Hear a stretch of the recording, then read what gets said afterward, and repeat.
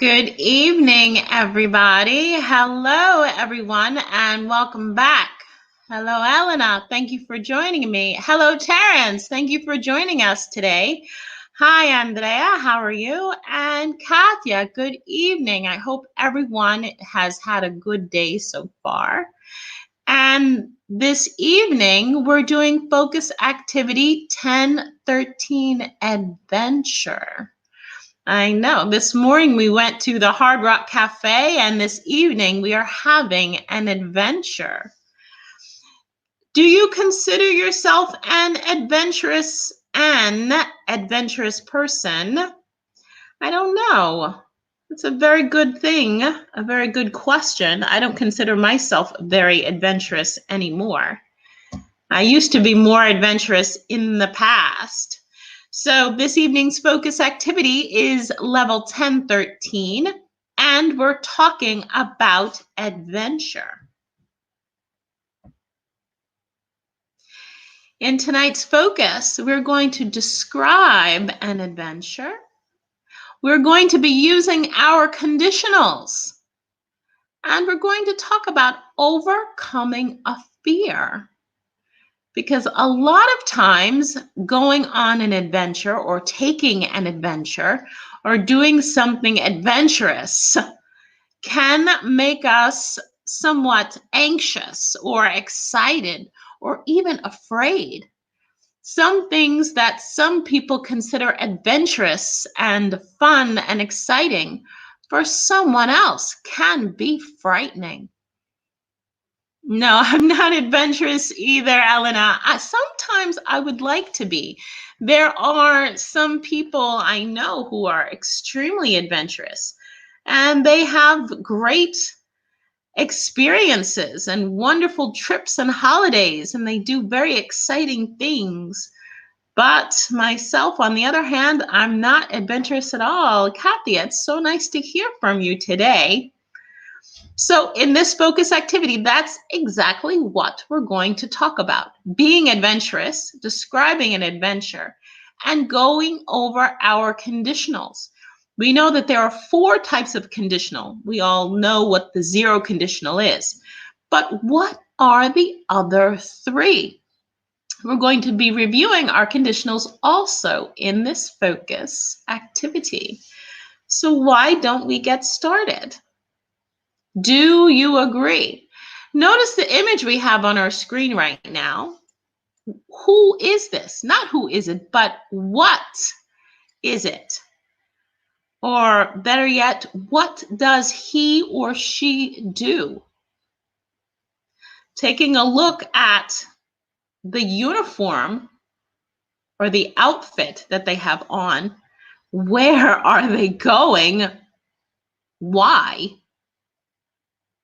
And do you think this activity is adventurous? So we see on the screen here a photograph of someone who has a very, very exciting job. And not only is it exciting, but I think he has a very long commute. It takes him a long time to get to work. He's not traveling from Pistoia to Prato, no. He's actually leaving the atmosphere. Okay, thank you, Katya. Katya says, I prefer to be cautious. I prefer to be cautious as well. Cautious and smart. I don't consider myself a reckless person at all.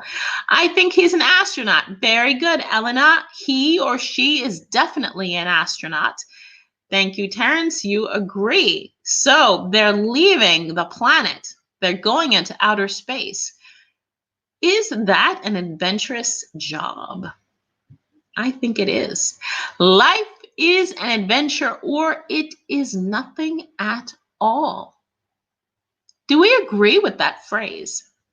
Should life be an adventure, Katya or Elena, because we consider ourselves not adventurous? We prefer to be cautious and careful. So do you think that life must be an adventure? Or should we feel that it's an adventure? And And these are the words of Helen Keller, who, as you may or may not know, was born deaf and blind. She could not see or hear. So the only senses that she had in order to communicate or understand what was around her was her sense of touch, tactile, and also her sense of taste and smell. That was it. She could not see and she could not hear. Yes, he's definitely going to the moon. He's either going to the moon or he's going to a satellite station somewhere in outer space, but he is leaving planet Earth. And that is quite an adventure. Okay, I'd asked the question at the beginning of the focus, do you consider yourself to be an adventurous? No, do you consider yourself to be adventurous or a daredevil? Before we respond to the question, if we know that being adventurous means that we could possibly take risks or do things that are exciting, life is an adventure, says Katya. All can happen and change quickly. Yes, it can. We realize, especially the situation that we're in now, that life circumstances can change from one day to the next. There is a certain level of uncertainty, but at the same time, it can be exciting because we don't know what's going to happen next.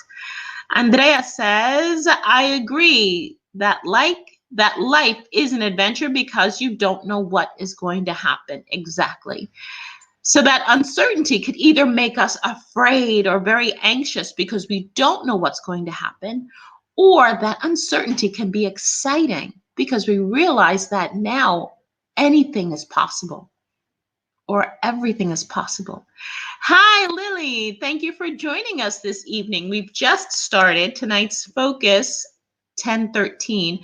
We're talking about adventure. So the first question is, do you consider yourself to be adventurous or a daredevil? Now, Katya, Elena, and we all said that no, we are not adventurous people, that we are more cautious and careful. Is there anyone in the group tonight that considers himself or herself to be adventurous or a daredevil? Is there a difference between being adventurous or being a daredevil? Do they mean the same thing? As you're considering whether or not you are adventurous or a daredevil, we can also take into consideration the second question. What is the most adventurous thing you have done in your life so far? Notice the tense of the second question. We are asking a question in the present perfect. Why? Because we're talking about past events in our life that are not time specific, meaning it's not 10 years ago or yesterday or last week. It's from the time that we were born until now. So because there is no time reference, it is present perfect. And Lily is not adventurous as well. But so out of everyone in the group this evening, Elena is not adventurous. Katya is not adventurous. I am not adventurous. Lily is not adventurous. Terrence, Andrea, are either of you adventurous or are you daredevils?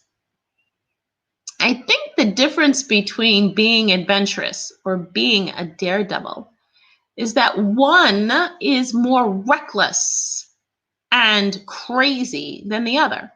You can like adventure without putting your life at risk, I think. Thank you, Andrea. Andrea says, I consider myself adventurous to a certain point, not a daredevil or adrenaline addicted. Thank you very much. And this is exactly the point that we want to make. Because I asked, what was the difference? Thank you, Terrence. And Terrence is adventurous just like Andrea. So Andrea said he considers himself adventurous up to a certain point. So he has limits, and that's a good thing. So he does not consider himself a daredevil or adrenaline addicted. And here we see the difference, that you can enjoy adventure. You can like doing new things. You can enjoy also a level of uncertainty without being dangerous. And that's an important thing to note. Thank you very much, Elena. And it is true. Elena says daredevil is more reckless than adventurous. Being reckless means you don't consider the risk involved. That if you want to do something, you do it without considering the consequences. So we have 2 people in our group this evening that are adventurous, but they are not daredevils. The rest of us are cautious and careful. But have any of you done anything adventurous in your lives? What is the most adventurous thing you have done? Katya says, in my opinion, I like to be adventurous, but I prefer not to risk. Very good. So you're very similar to Andrea in that respect, that you like to try new things, you like a certain amount of uncertainty, but you don't want to be dangerous. And that's a very good quality. So have any of you done anything adventurous? I would have to say that the most adventurous thing I have done in my life was when I arrived in Europe. I sold all of my belongings and I bought a one-way ticket. And I came to Europe when I was only 26. I was 26 years old.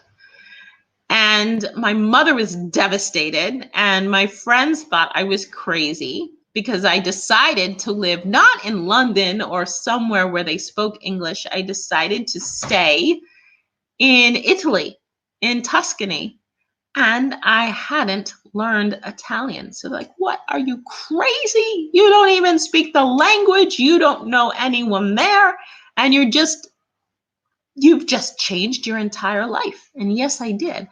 That was the most adventurous thing I've ever done in my life. And no, I don't regret it. So if you would like to share also one of your adventures with the group, feel free to put it in the conversation box and we can take a look at the most adventurous thing that you have done in your life. Now we're not considering a past adventure, but a future adventure. What adventurous thing would you like to do? And that's a very interesting question also. If you could take an adventure, if you could go on an adventure, what would you like to do? Where would you like to go? If I could do another adventurous thing in my life, Well, Terrence, you said that you're adventurous. So what's the most adventurous thing that you've done so far? Have you, because I know Andrea has traveled a lot. So he has some wonderful experiences that he has shared with us in other focus activities. And he goes on a lot of adventures. But Terrence, what about you? Have you done anything adventurous so far in your life? What would I like to do as an adventure? I think if I could do one thing really, really adventurous, what would I like to do? I would like to go on a safari. That's what I would like to do. I think that would be a wonderful, wonderful experience. Andrea says, I was very adventurous when I went to Germany many years ago. I was only 15 and it was a real adventure. Okay, you're even more adventurous than I was because I came to Italy when I was 26, but you went to Germany when you were only 15. So yes, that was a great adventurous. Oh, Terrence says no. Not no, Terrence, not yet. You have your whole life ahead of you. I'm sure you're going to have some wonderful, wonderful adventures. Does anybody have an adventurous wish, an adventure that they would like to do? Kathy says, I have gone to Nambia with jeeps and I have slept in tents. Okay, so you went on a safari. That must have been an incredible adventure. That's something I would like to do. That's something I would like to do very, very much. I'll see if I can someday.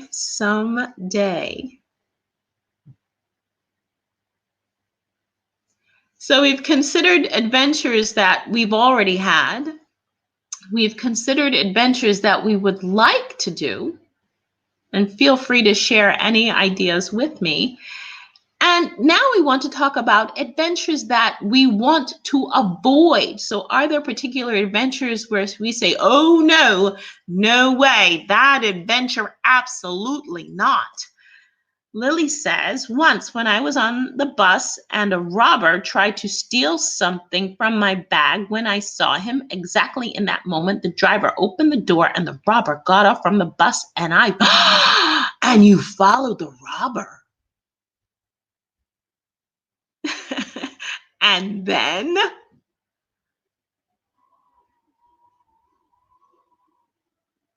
But he managed to escape. Did he take anything from your bag, Lily? Because that is dangerous. That's dangerous, because what if he'd been a very, very bad person? Katya says, I would like to continue traveling around the world. Yes, I think a lot of us would. That's adventure. Those are adventures that a lot of people should have, because I think it's important to travel, especially to meet people with other cultures and other languages.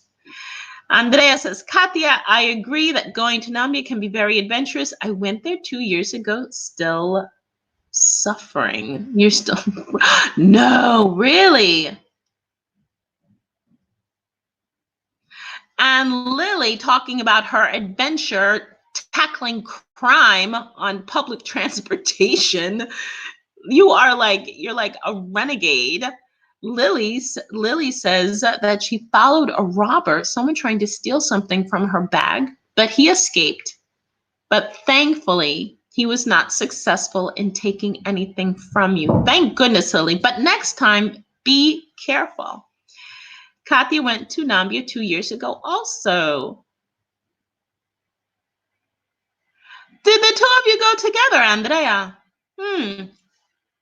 So it seems that in our group tonight, we have quite a lot of adventures between people tackling crime and going on safaris. We have a lot of adventures tonight.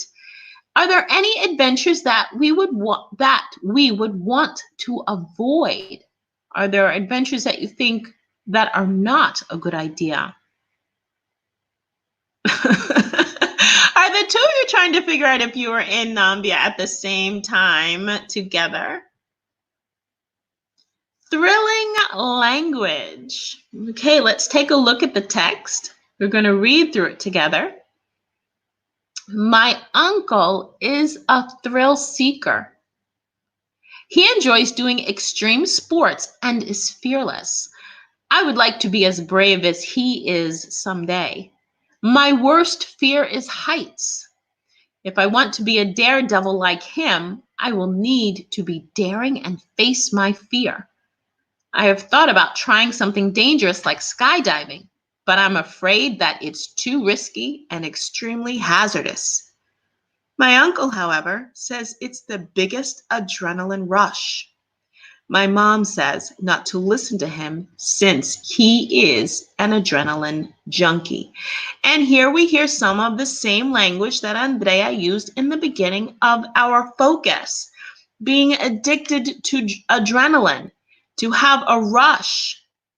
And we're going to examine some of the language in the text. Are we ready? Looking back through the text now. Well, before we answer the questions, are there any words that are new? Do I need to explain any of the vocabulary in the text so far? If you have any questions, please let me know. While we're going through the text to ourselves, we want to look for 3 words that can describe someone that loves to do extreme activities. And this person who loves to do extreme activities could be considered somewhat a daredevil. who maybe doesn't seriously consider the risks, just enjoys doing things that are exciting without thinking about whether or not it's actually a good idea. So looking back through the text, which three words can describe someone that loves to do extreme activities? And these activities can be extreme sports. They can be extreme holidays. A thrill seeker, very good. One is a thrill seeker. Anyone else? So thrill seeker is one term that can be used to describe someone who loves extreme activities. What is a thrill seeker? We know that seek means to look for, not just to see. For example, I watch TV, I see the sun. But to seek means to look for intently. There's something I want to find. And if you're looking for something intently, here you're looking for a thrill. You're looking for something that excites you, that makes your heart pump, that really gives you that rush of energy. And is that rush always a good thing? Here we have other terms that also refer to someone who loves extreme activities. A thrill seeker, a daredevil, and an adrenaline junkie. We heard daredevil in the beginning of the focus. Very good, Elena, thank you. And Andrea, daredevil we heard in the beginning of the focus with the question, are you adventurous or are you a daredevil? And we realize that a daredevil is someone that takes a lot of risk, that doesn't think about the possible consequences of his or her actions. And Elena, thank you very much also for adding adrenaline junkie. So this is another term that can be used to describe someone who loves extreme activities. What's a junkie? A junkie is a slang term for someone who takes drugs. So if you're a junkie, you're someone who has a needle and you take drugs that way.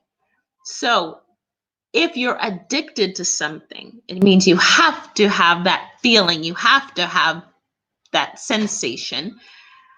You're addicted to the feeling of adrenaline. How do you feel when adrenaline is pumping through your veins? Your heart is pumping very fast. Your breathing becomes faster and more shallow. And you have a sense of excitement.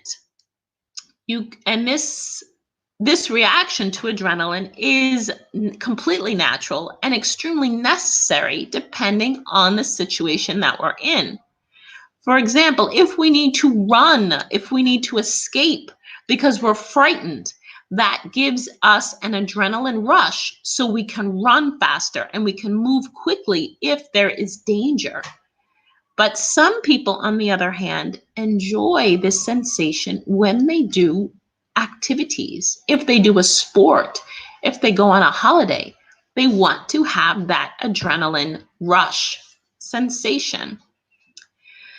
Which three words are synonyms for unafraid? We know that synonyms are words that are similar. They have a similar meaning, whereas the antonyms are the opposite. So if we're looking for three words that are synonymous, meaning they have the same meaning as unafraid, to be without fear, what three words mean the same as unafraid? Let's take a look in the text and see if we can find them. Because a lot of these thrilling activities or risky pastimes can also be frightening for some people. If we consider what our fears might be, if there's anything that we are afraid of.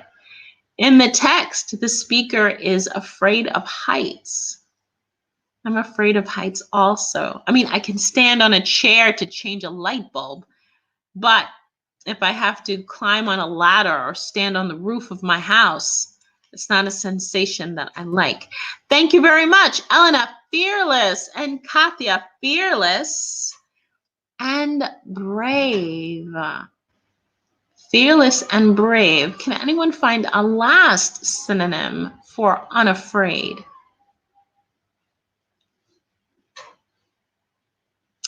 To be fearless is to be unafraid, to be brave.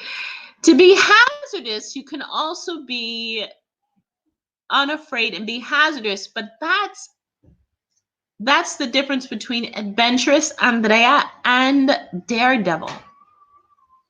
Let's take a look at what the synonyms are.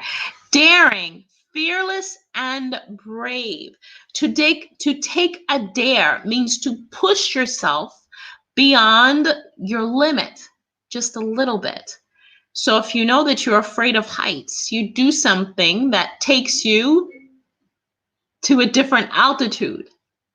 You may not go skydiving if you're afraid of heights, but maybe you'll do some other type of activity that takes you a little bit higher.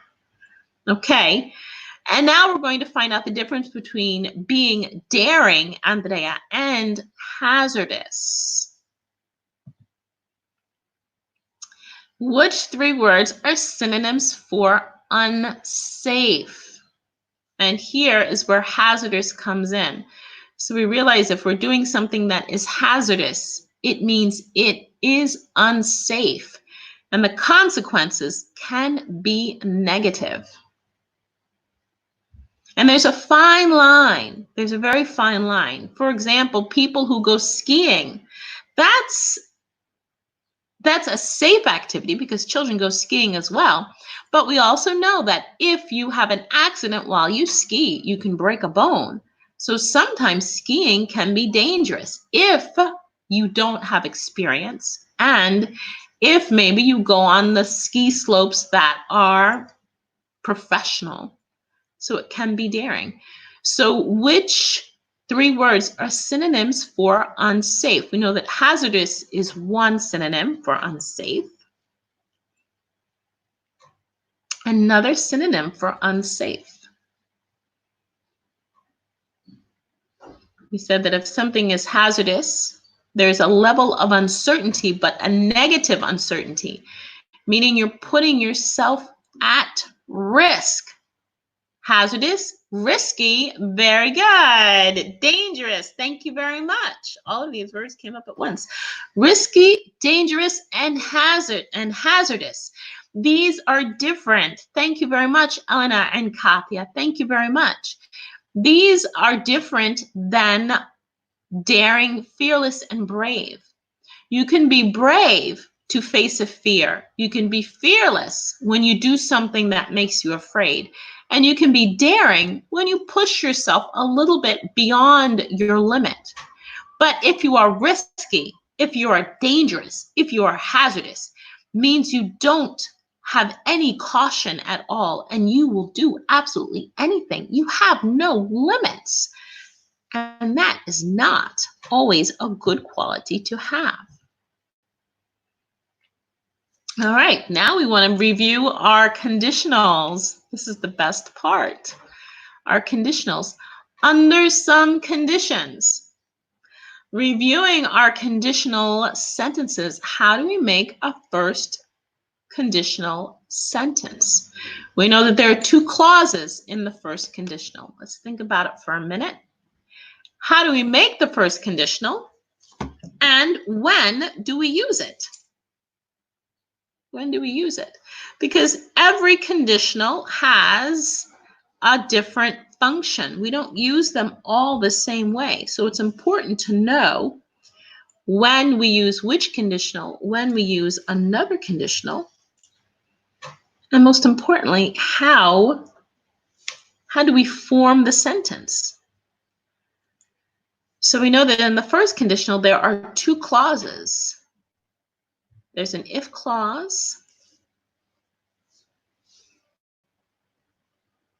Does anyone have any ideas which tense is in the first clause? Which tense is in the second clause?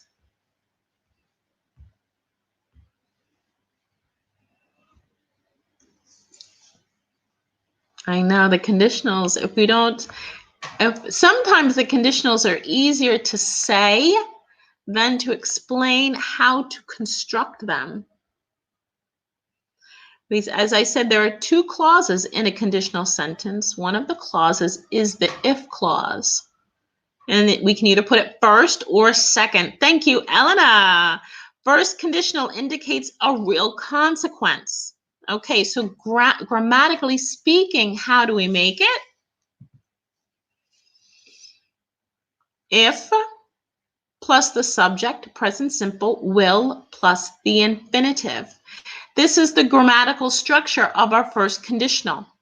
So we have with the if clause is present simple, and the will, which is future simple, is the other clause that indicates a definite consequence. If it rains, I won't go out with my friends. Excellent, Katya. If plus simple present, future simple. Very, very good. If you would like to give me an example of a first conditional sentence, please feel free. Just type it in, put it in our conversation box so we can go over the grammar together. So we use the first conditional to indicate a real consequence. If we have a certain circumstance, this will be the consequence. It is a prediction. There is a certainty of what is going to happen. Here we have two examples. If my friend wants to go skydiving, and we want to finish these. If you are a daredevil,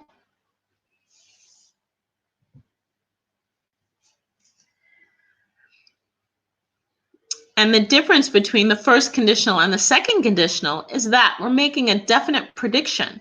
We're pointing out a certain consequence of a present circumstance or present situation. What about the second conditional? How do we make it? And when do we use it? What is it used for? It's funny. In the conditional sentences, I'm very, very good at conditionals in English, but in the Italian language, I still have difficulty with conditionals. It's extremely, extremely hard. Even though I've been here about a long time, I still can't make my conditional sentences. People look at me, they're like, what? What are you talking about? What are you saying? If my friend wants to go skydiving, I won't enjoy them.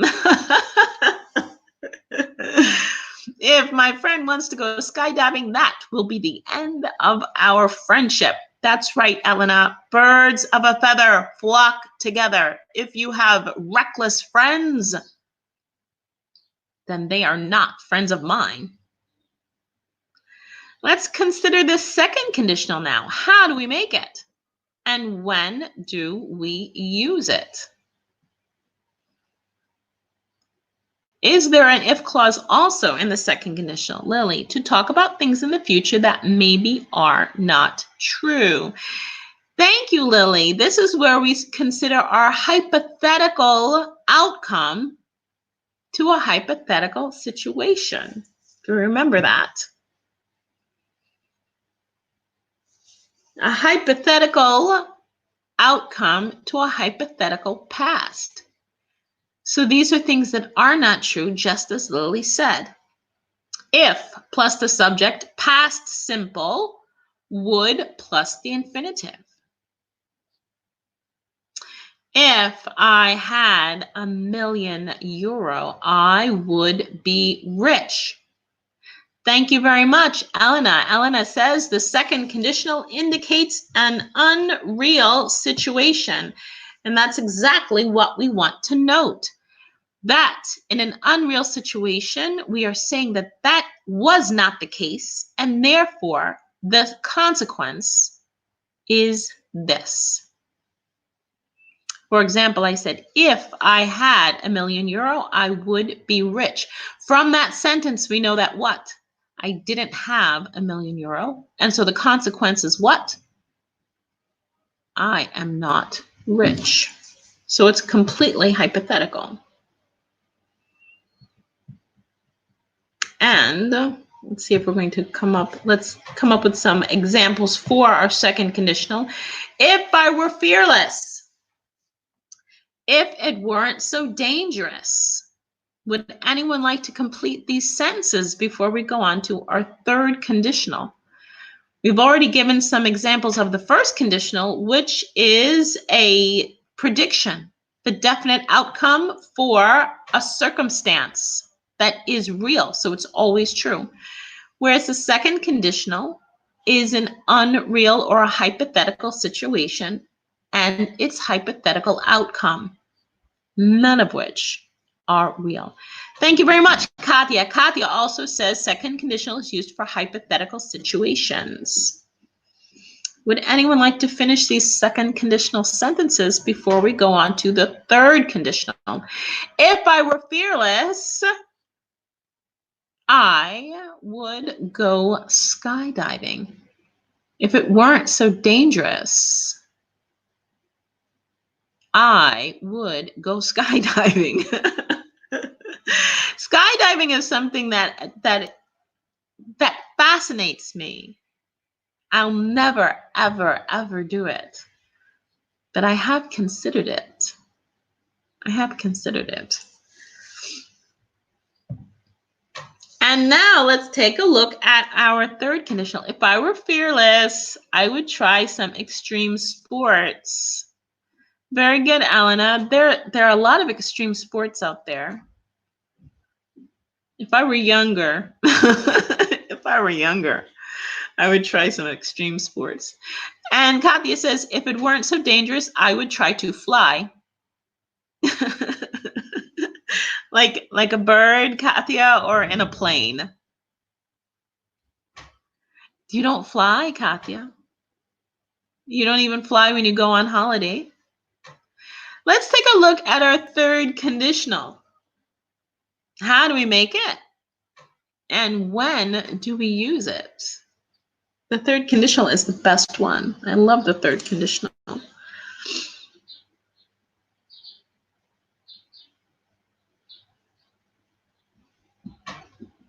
How do we make our third conditional?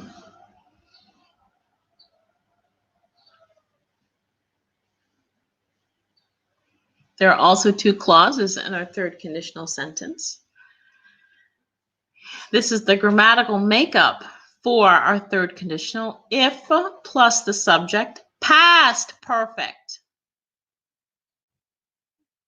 So that's had plus the participle. Would plus have plus past participle. And with the third conditional, what sensation or what emotion do we usually express with the third conditional? We said the first conditional is a prediction. It's a certainty. The second conditional is hypothetical, a hypothetical past and a hypothetical outcome. However, the third conditional is, I'm not afraid when I travel by plane to fly with a parachute, for example. Okay, so you would try skydiving too. Skydiving is dangerous, Katya. So you're not afraid on the plane, but you are afraid if you're falling out of it. As a lot of us would be. Falling out of a plane is not something that fascinates me, but people jump. That's the fascinating part. People are like, I'm thousands and thousands of feet in the air, and now I'm going to jump. But it must be incredible. I think the view would be incredible. The sensation of falling, no, but the view must be incredible. Okay, so we said our third conditional. What does it express? Let's take a look at some examples here. If I hadn't been pushed outside my comfort zone, if I hadn't overcome my biggest fear. A lot of times, the third conditional can be used for regret or gratitude. How can it be used for gratitude? If we change the circumstance.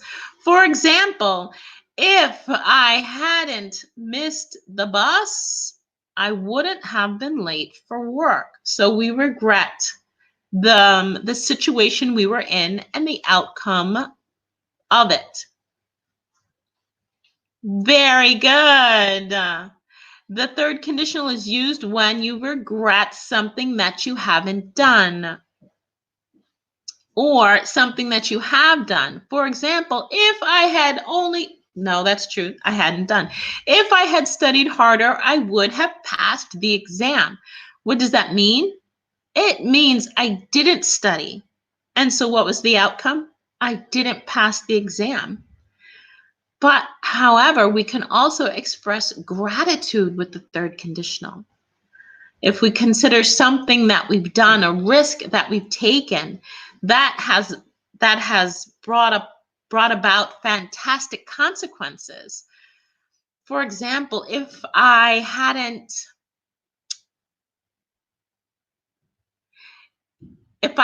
gone to that party, I wouldn't have met the man of my dreams. What does it mean then? It means I went to the party and I met the man of my dreams. So in that sense, I'm grateful. So I'm expressing gratitude because of a decision that I made. So that's the fantastic thing about the third conditional. You can express regret or gratitude. If we had taken a taxi, we wouldn't have missed the train. Very good. In this sense, Elena is doing exactly what Katya said. That there's regret for a decision that was made or regret for a thing that hadn't been done. Elena said, if we had taken the taxi, what does that indicate? It means we did not take the taxi. And so what happened? We missed the train. There you have regret. How do you express gratitude? The fact that you noticed something that you did, but maybe you didn't think you were going to do. And I use the example of going to that party. If I hadn't gone to the party, I wouldn't have met the man of my dreams. I'm still waiting for an invitation, by the way, to that party that is going to change my life. Risky business. Now we want to put ourselves in the shoes of a daredevil. Now we want to be risk takers. We want to be adrenaline junkies. And we want to form conditional sentences. Risky business. In the image here, what do we see? We see somebody who is doing something extremely dangerous.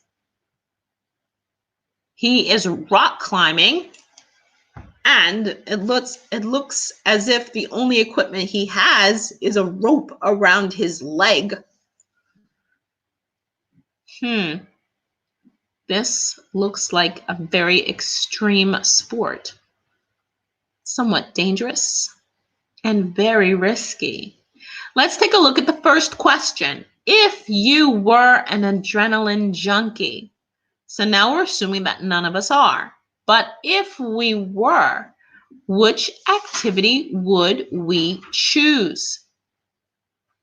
So let's consider some of the activities that are risky, that are dangerous, that are adventurous and exciting, but also hazardous at the same time.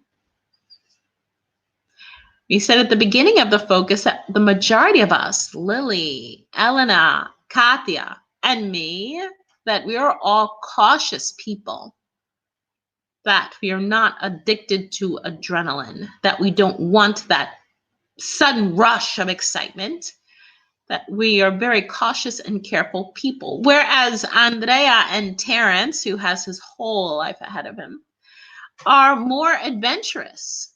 They like to do things that are more exciting, and they enjoy the uncertainty or the possibility of what could happen next. So if you were an adrenaline junkie, which activity would you choose?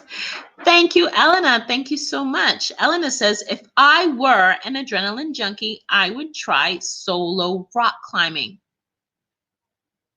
Would you really? Would you really? I don't know if I would go solo rock climbing. I think it would be an incredible, I think it would be physically demanding. I think it would be very physically demanding. And I don't know if I could do it physically. But if I were strong enough, definitely. If I were strong enough, absolutely. Thank you, Katya. Katya says, if I were an adrenaline junkie, I would like to try diving. What kind of diving, Katya? Scuba diving or the free diving where you don't have any equipment? You just dive deep, deep, deep down in the water with your fins? That would be amazing. That would be amazing because when you go into apnea, it's extremely dangerous. Scuba diving. Okay, very good too. Because what's dangerous about scuba diving is that when you're coming to the surface, one, you have to be sure that you have enough oxygen for the time that you are under the water. So you can't go beyond your time limit. Two, as you're coming to the surface, there's that rule, you can't come up faster than the bubbles. I don't remember why, but I know that it's dangerous if you come to the surface too quickly. You have to come at a graduate pace, which means that you need to be certain that you have enough oxygen to stay under the water. Let's take a look at the second question. If you could do any three activities, which would you do? Notice the grammar structure of each of these answers. Lily, you would try scuba diving too. Well, scuba diving is honestly not that dangerous. If you have a good instructor and you have safe equipment, then it's a very safe activity.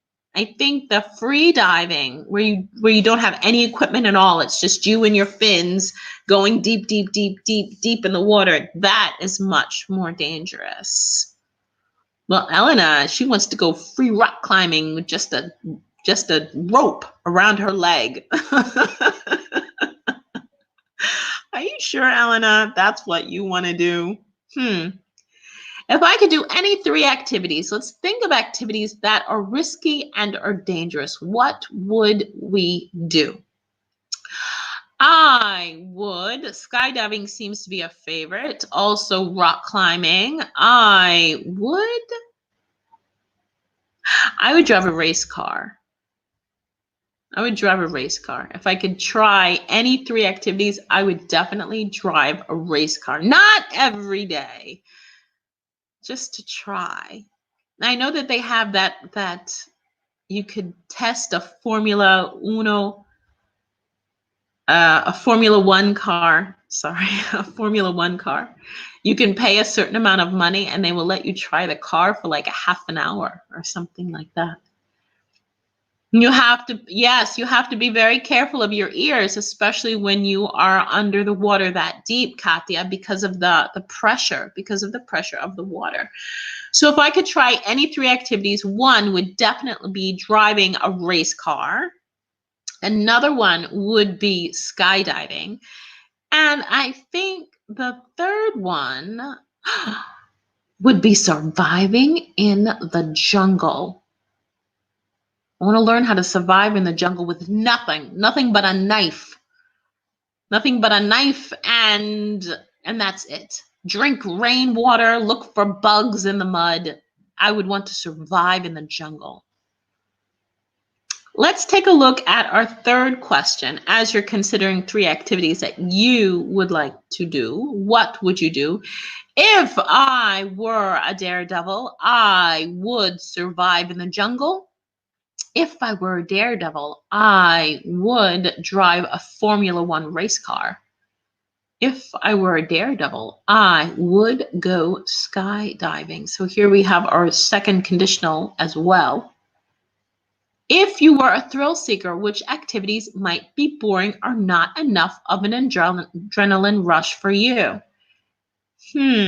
So here we want to take the opposite perspective. So if we are adrenaline junkies and we want that excitement, which activities might be too boring?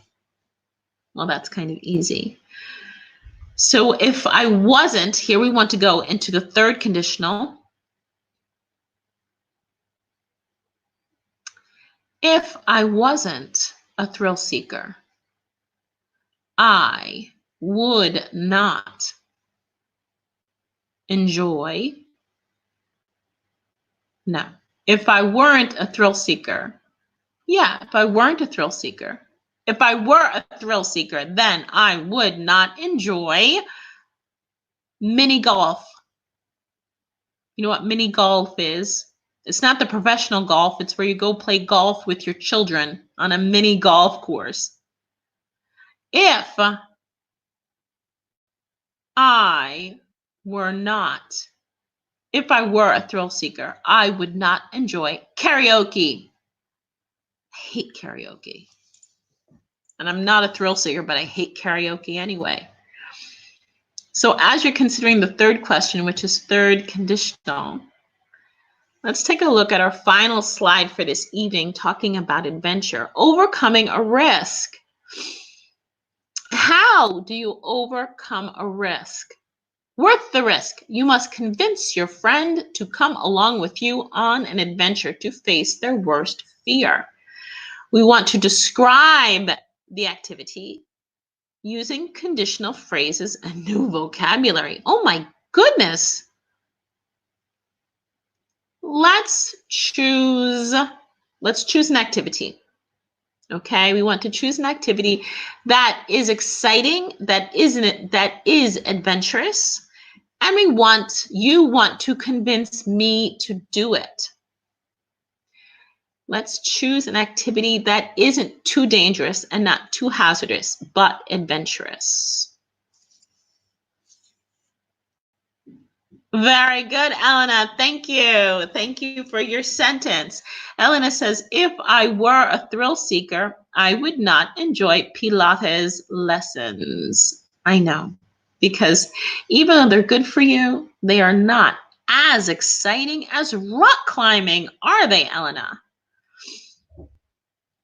I would like to do Pilates, honestly. I haven't done it yet. I've done yoga. I've done Tai Chi. I've done some meditation. But the Pilates I haven't done yet. I think the more mature I become, the less demanding my physical activity is.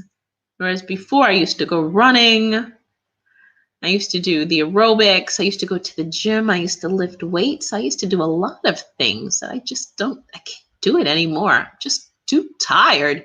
Okay, so this is the last part of our activity for this evening. You want to convince me to come with you on an adventure to face my worst fear. Now, I said that my worst fear is I am afraid of heights. I can stand on a table. No, I can stand on a chair if I need to change a light bulb, but I do not climb on high ladders. I do not go on the roof of my house to fix anything. And I even have difficulty taking down the curtains in my living room. So when it's time for me to wash the curtains, I'm like shaking as I step up on the ladder. I know. That's one of my big fears. I'm not going to tell you my others, but one of my big fears is heights. I am afraid of heights. All right, I'll tell you my other fear. My other fear are grasshoppers. I hate grasshoppers. What are grasshoppers? Teresa, hi, how are you? Have you been listening this whole time or did you just come in now? So I'm afraid of heights and I'm afraid of grasshoppers. What are grasshoppers? Grasshoppers are those giant things that jump really high and then they fly and they're about this big. And I hate them and I'm terrified of them. When they're small, it's okay, but when they get really big, thank you, Teresa. If they ever let us free, let my people go. If they ever let us free, then today's will help me get over my fear of heights. Because today's, that's right. You like to go trekking and hiking in the mountains. You're like that outdoorsy kind of adventure woman. Okay. If they let us free, then I will go with you, Teresa, and I will let you help me get over my fear.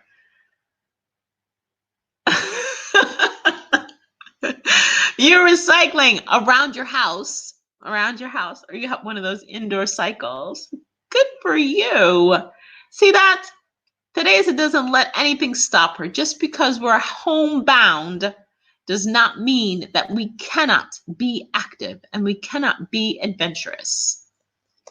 Okay, is anyone going to help me get over my fear of heights or my fear of grasshoppers? Where do grasshoppers and other giant insects live? They live in the jungle.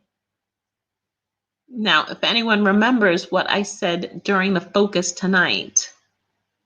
Oh, you have a spin bike. Excellent. So you don't have to like put the front of the bike on the terrace so that you can pedal and not go anywhere. So I said during the focus that I would love to survive in the jungle with nothing but a knife. Maybe a bandana. Put a bandana around my head and my knife. If you have hiked a mountain, you wouldn't be afraid of heights. Very good. Katya, thank you so much for that advice. Can you describe what hiking a mountain is like? You And Lily said, I would never try the escape room. Is the escape room, is that like fear? That was a television show. Fear Factor. Fear Factor, where they would take your biggest fears and they would make you face them. And they did horrible things. Grasshoppers live in fields. They are lovely. No, they're not. Teresa says grasshoppers are lovely. The fields are lovely. The giant grasshoppers, no. No, they're not. And they're very determined. They don't die. Can you see me in the jungle? Thank you, Teresa. Everyone take a look at Teresa's wonderful phrase. She says, climbing makes you feel free. Can anyone put that in a conditional for me? That would be an excellent first conditional sentence. If you climb a mountain, that's so beautiful, Teresa. Mountains are pure. Climbing lifts your spirits. If you climb a mountain, you will feel free. There we have our first conditional. And that's how Teresa has convinced me to go mountain climbing. I wouldn't do the escape room either, Lily. I think you're absolutely right. Well, in tonight's focus, what did we do? We talked about adventure. We also considered the difference between being reckless and being adventurous. Which one are you? Which one are you? It's too much for me. Yes, the escape room is too much for me also. I'm going to have to look that up. I think also it's like psychologically devastating. I think the people are damaged by this experience personally. If we go together for free solo climbing, we will feel free. Come on, Jennifer. There you go. Thank you, Elena. Thank you so much. This is an excellent example of our first conditional. If we go together for free solo climbing, we will feel free. Because today's says that climbing mountains makes you feel free. Listen, everyone, thank you so much. We've come to the end of our focus tonight. We've talked about adventure. And I know you were. Teresa was reckless when she was younger, but she has fantastic stories. Yes, she does. I love hearing her adventure stories. and her reckless stories. I was reckless too once upon a time, a very, very long time ago. I was more reckless than I am now. And Lily's going to join us. Yes, Will, all of us. We're all going solo rock climbing to feel free as soon as this situation has come to an end and they let us go. So I'm waiting for that day. All right. Thank you, everyone, for tonight. Thank you for joining me this evening. We had a wonderful focus activity talking about adventure. And I want to remind you also that tomorrow we are live again, English in the City Prato. We're live on YouTube and on our Facebook page. And I'll be here tomorrow afternoon if you'd like to. Just a reminder, have a wonderful evening. Thank you so much again for joining me. And I will see you all again very soon. Yes, I'm going to start with ropes first. I'll start with ropes and then I'll work up to mountains. Thank you, everybody. Have a great evening, and I will see you next time. Bye.